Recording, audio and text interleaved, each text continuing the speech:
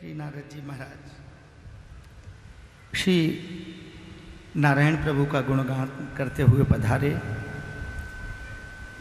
और जब इस पृथ्वी लोक पर आए तो पृथ्वी लोक पर आकर नारद जी ने तो सोचा हर व्यक्ति सुखी होगा, लेकिन नारद जी ने देखा क्या कि हर व्यक्ति दुखी है। यहाँ तो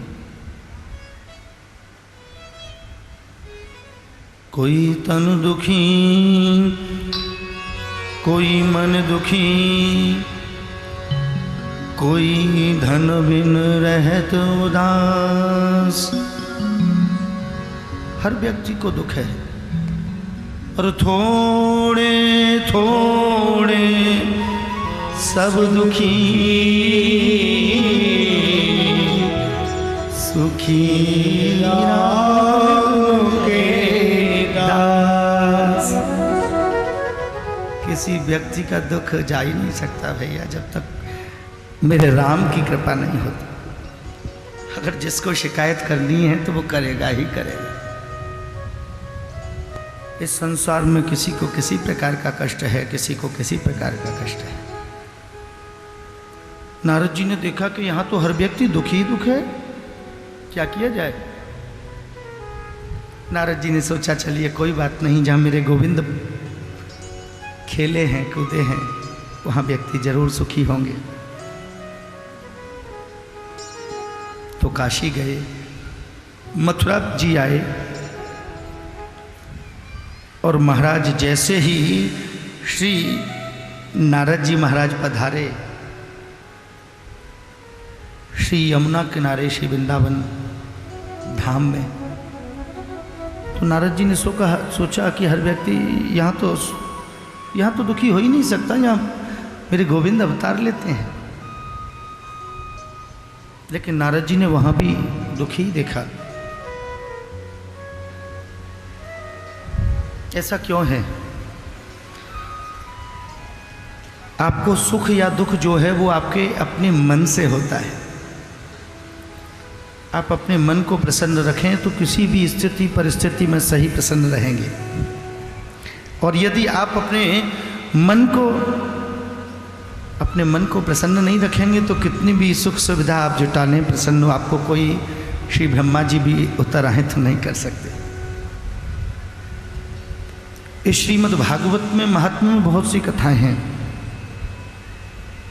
जिनका श्रवण आपने अनेक बार किया है। धुंधकारी जी की भी कथा यहाँ आती है कि एक आत्मदेव नाम के ब्राह्मण, आत्मदेव, इनकी एक धर्मपत्नी थी जिनका नाम था धुंधली। ध्यान देना सभी, आत्मदेव माने जो अपनी आत्मा में रमण करता है, प्रत्येक जीव की जो अपनी आत्मा है, आत्मदेव।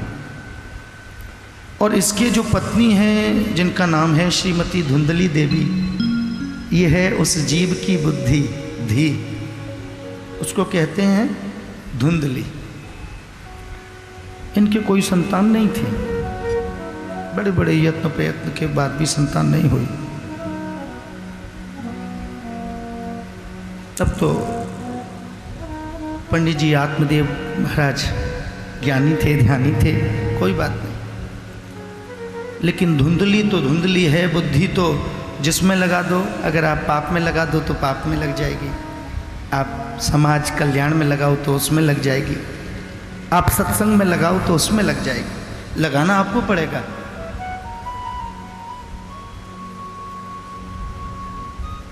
और ये जो धी थी, जो धुंधली थी, ये संसार में लगी हुई धुंधली थी।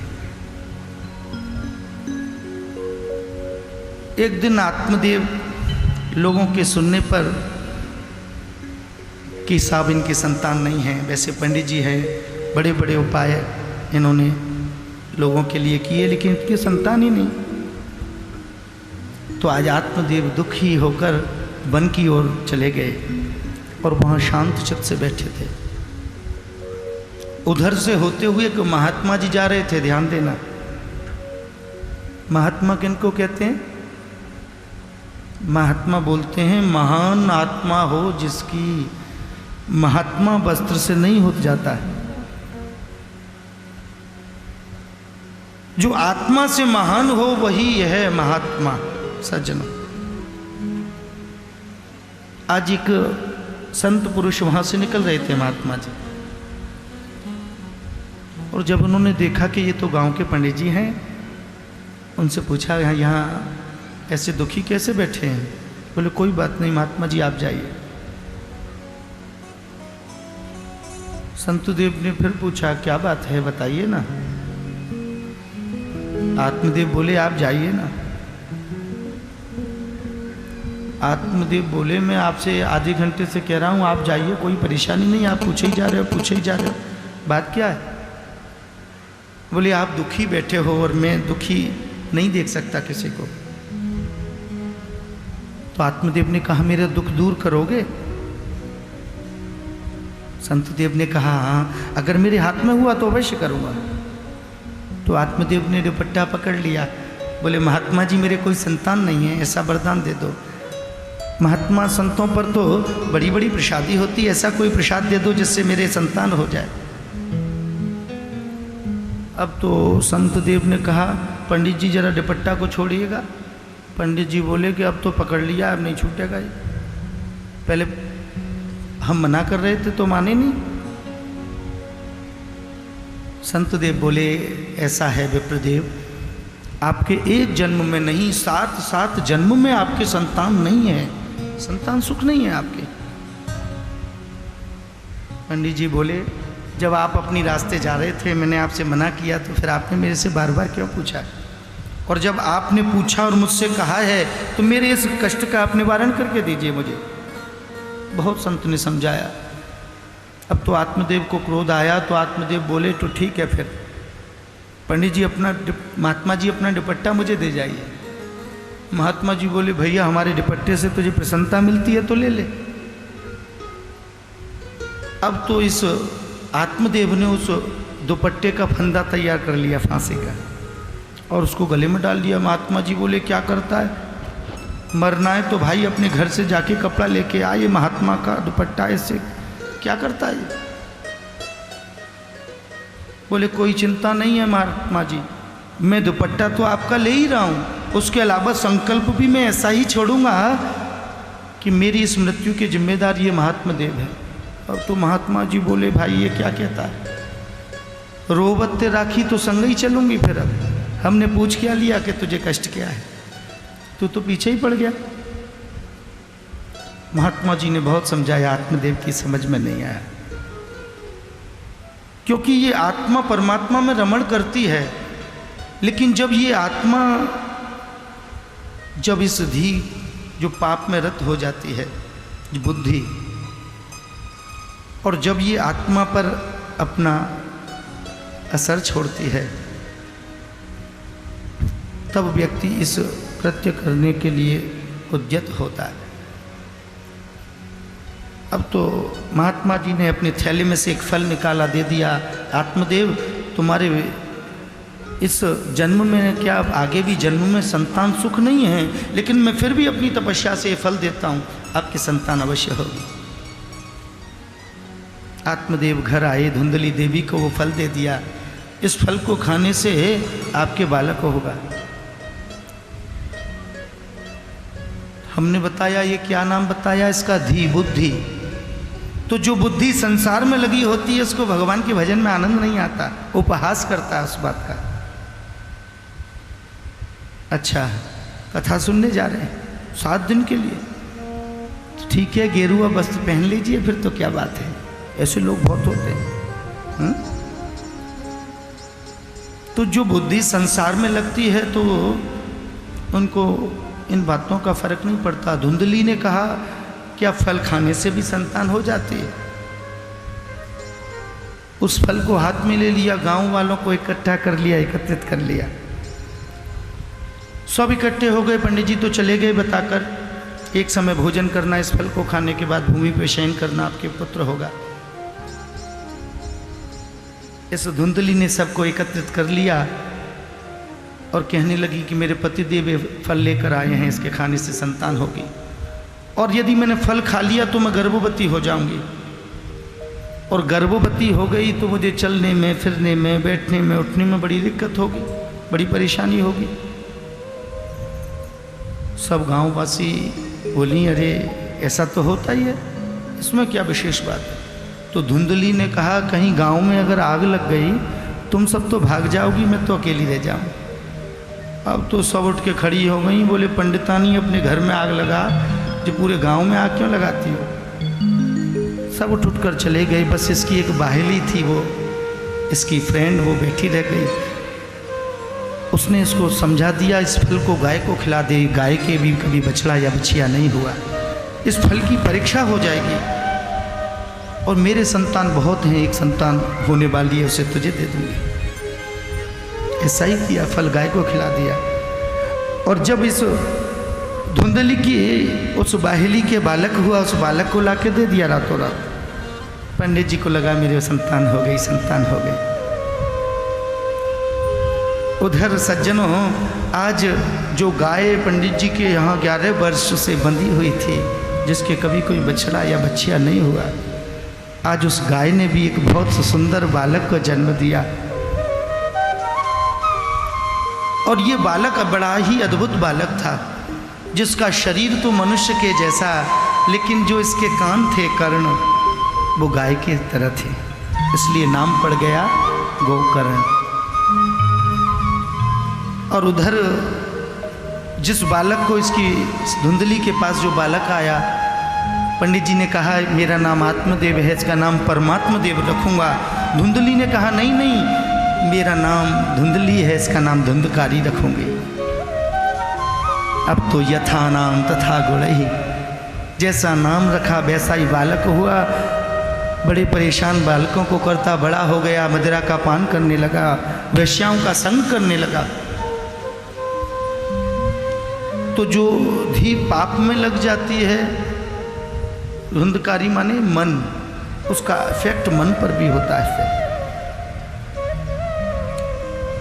और इस मन और बुद्धि से व्यक्ति धर्म करता है, और इस मन और बुद्धि से ही व्यक्ति धर्म करता है।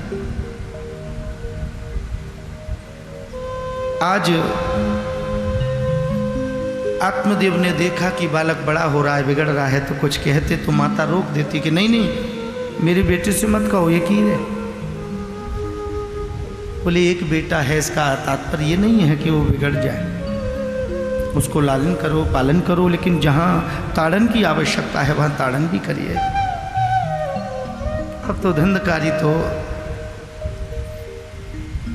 पूर्ण धुंधकारी हो गया, धुंध मचाने लगा चाहूँ। और एक दिन आत्मदेव से अपशब्द कहे, आत्मदेव को कष्ट हुआ हृदय में, वन में जाके चले गए।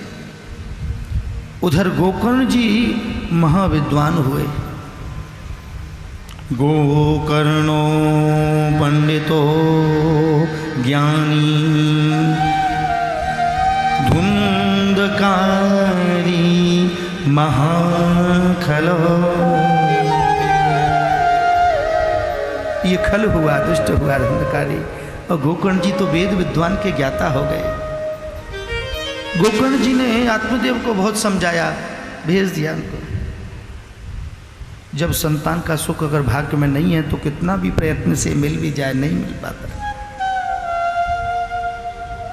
आज गोकर्ण जी ने जब समझाना चाहा तो धुंधकारी नहीं माना, तो छोड़ के चले गए श्री गोकर्ण जी भी महाराज वहां से।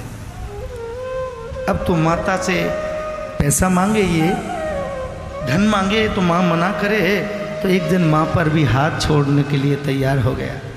माँ को कष्ट हुआ, वहीं आंगन में कुआं था, उस कुएं में गिरकर प्राण त्याग दिए। अब तो ये धुंधकारी 5 वैश्याओं को अपने घर में लेकर आ गया। इस वैश्याओं ने सोचा कि इसका धन समाप्त हो जाएगा, उससे पहले धन ले लो और इसको समाप्त कर दो। एक दिन जब ये सोया हुआ था तो उस सोए हुए पलंग पर इसको बांध दिया, इसके मुख में जलते हुए अंगार डाल दिए, इसके प्राण निकल गए। ये वैश्याएं कौन सी है मालूम है? ये वैश्याएं वही विषय रूप वैश्याएं हैं। शब्द, स्पर्श, रूप, रस और गंध, यही 5 विषयाएं हैं जिन विषयों में ये जीव फंसा हुआ है। अगर एक व्यक्ति के पास एक विषय है तो वो उसको गर्त में ले जाने के लिए काफ़ी है, लेकिन हम तो न जाने कितने कितने विषयों का संग करते हैं। आज जब गोकर्ण जी को ज्ञात हुआ तो गोकर्ण जी ने गया जी में जाकर श्राद्ध कर दिया अपने भाई धुंधकारी के लिए। लेकिन धुंधकारी के लिए जब ये श्राद्ध किया तब भी धुंधकारी की मुक्ति नहीं हुई। गोकर्ण जी जब पधारे तो उनको नाना प्रकार के रूप देखा कर डराने लगा। ये गोकर्ण जी ने जल के छींटे दिए तो कहा, अहम भ्राता त्वदीयोऽस्मि, मैं आपका भाई हूं। गोकर्ण जी ने कहा, मैंने तो श्राद्ध कर दिया गया जी में जाकर आपका।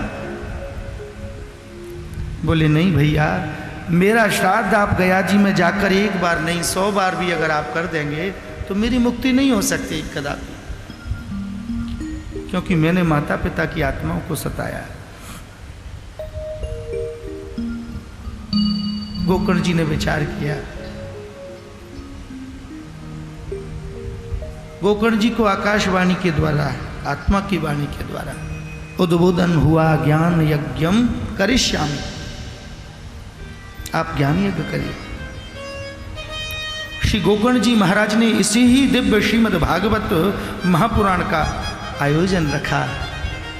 उस मंडप में एक सप्त ग्रंथि का बांस लगा हुआ था जिसमें जाके ये धुंधकारी प्रवेश कर गया। 7 दिन में 7 गांठ चटकी और ये धुंधकारी को लेने के लिए साक्षात विमान आया। बोलिए श्रीमद् भागवत महापुराण, ये बड़ा ही दिव्य पुराण है। लेकिन सबने प्रश्न कर दिया, बोले कथा तो सबने सुनी लेकिन ये विमान एक क्यों आया? क्या उस गोविंद की यहाँ भी दुखात हो जाती है क्या? नहीं नहीं, ऐसा नहीं।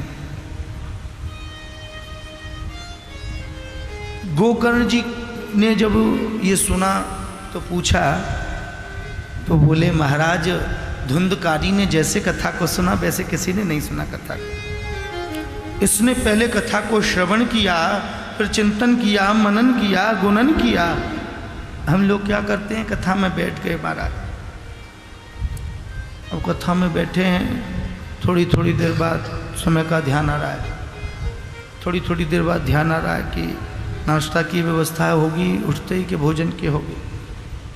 गर्मी बहुत पड़ रही है, जल वल तो आया नहीं अभी, नाना प्रकार की बात आती है। लेकिन धुंधकारी ने अपने मन में श्रीमद् भागवत महापुराण के अलावा कई भी बात का चिंतन नहीं किया। सज्जनों, गोकर्ण जी ने यह दिव्य आयोजन दोबारा से करा और सभी श्रोताओं ने इस दिव्य महापुराण को बड़े भाव से श्रवण किया, कथा सुनी। सुनना एक अलग बात होती है सज्जनों, लेकिन उस कथा को श्रवण करके अपने जीवन पर चरितार्थ करना ये अलग बात होती है। हमने कथा को सुना लेकिन परिवर्तन हमारे जीवन में आया ही नहीं। काय की कथा सुनी हमने? कैसी कथा? जब हमारा मन संसार की व्यथा में ही लगा रहा तो क्या कथा भाई? कथा में बैठ गए और फिर बैठ के उठे तो कपड़ों को झाड़ दिया, और अगर अगल वाले का पैर बगल वाले पे आ गया तो ढंग से बैठिए, ढंग से बैठिए, और झाड़ झूड़ के चले गए। बोले कमरे पे चलें, थोड़ी देर विश्राम करेंगे, बड़ी देर से बैठे। नाना प्रकार की बातें मन में आती हैं, हर व्यक्ति के आती है। लेकिन जब गोकर्ण जी ने जब इस दिव्य आयोजन को दोबारा से कराया तो किसी ने भी चिंतन किसी दूसरी बात का नहीं किया। तो श्रीमद् भागवत में वर्णन आता है कि जैसे मेरे श्री राघवेंद्र प्रभु सभी अयोध्या वासियों को लेकर साकेत धाम पधारे, वैसे ही एक दिव्य विमान पधारा, और उस दिव्य विमान में श्री गोकर्ण जी महाराज सभी ग्राम वासियों को लेकर मेरे गोविंद के उस परम धाम को चले गए। बोलिए श्री भागवत भगवान की जय। जय श्री राधे, जय जय श्री राधे, जय जय श्री राधे। आकाश गुंजायमान मेरे गोविंद के शब्दों से हो गया।